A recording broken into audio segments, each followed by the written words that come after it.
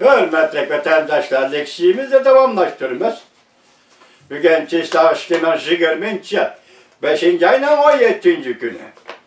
Heptiki yaşanma. Andaki mavzamında vatandaş. Prezident Trump, Xi Jinping ile sözleşmeyle kaldığına qaytışarıydı. Sodi kelişimiga qarata pozitsiyada özgürüş hasıl oldu. Mavzuda haber 5. ayının 16. gün Velvetor bitidi ilan kılındı haber. Bundan başlandı. Prezident Trump 15. güne Davet lagırıga berip dem eliştim bura.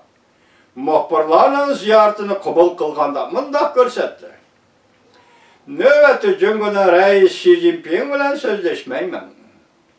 İki devlet imzalagan birinci basqıçlıq kelişimden kollaştı Yaltay.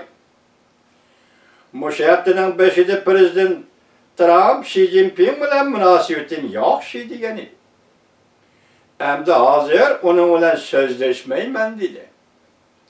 Muşu mesele bu için muhbir haftanın 5. günü Cuma günü yani 15. günü ne için Reis Xi Jinping bilen sözleşmeyle kan buldunuz dep sual koyganda Prezident Trump mındak görsetti. Hazır menen onun bilen sözleşkim yok. Hazır menen onun bilen sözleşkim yok. Biz qarab turaylı. Yakında nemi eş 101'dir. Şuna deyin ki iki devlet imzalagan birinci basqıçlıq savdo kelişimi doğrusu to'xtalganda Prezident Trump mındak görsetti. Bu kelişimni imzalaş için çünkü köp pul harcladı. Men bu kelişimni kollaştı Yaltayda. Düşündün mü? Qaytırıp ritorik şekilde muhbirga sual koydu. Düşündün mü? Oxşaşla bir günde Aksaray'ın bayanatçısı Keyli matbuatı mındak görsetti. Cumhur rehberleri bilen kaçan sözleşti prezident öze karar kılın. Tahlilçiler mındak görsetti.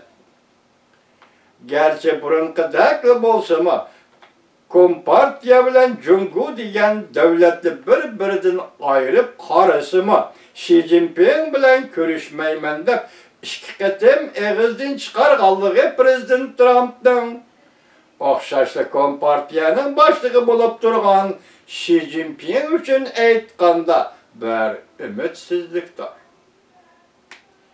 Bulup mu jukumluk virusның ahvalını yoşuruş cihetde. Bu ahval Xi Jinping'in faziletinden Prezident Trump'dan guman kılışını keltirip çıkar. Eğer Xi Jinping bilen bolgan dostlukla asliga keltirmekçi bolsa, bu onda oňay iş emas. Bu onda oňay iş emas. Endilikde sizlerge kıskaça haberlerdi yetkizeyli vatandaşlar. Şu tav haberleri, Amerika razvet ayrıpılalları Xeynendav aralığına ve bu ülkenin merkezi Seyyah şehri Suasti Parhot her bir bazı ayrılıp işte 5. ayının 16. günü yutup. Prezident Trump diplomatik münasebeti üzüviz dep tehdit saldı.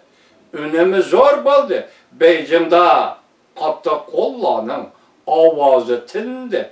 Bütün şehirge Beijing şehirge teslimçilik nazariyesi yamraşka başladı. 5. ayının 16. günü yutup cansınca. Amerika hava boşluğu armiyasından bayrağı oturuğa çıktı. Prezident Trump dedi ki kolumuzda dereceden taşkarıya raket var. 5. ayının 16. günü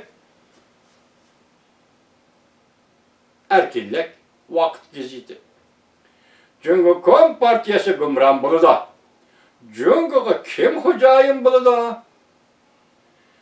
Saoyan Cüşi 5. ayının 16. günü yutu.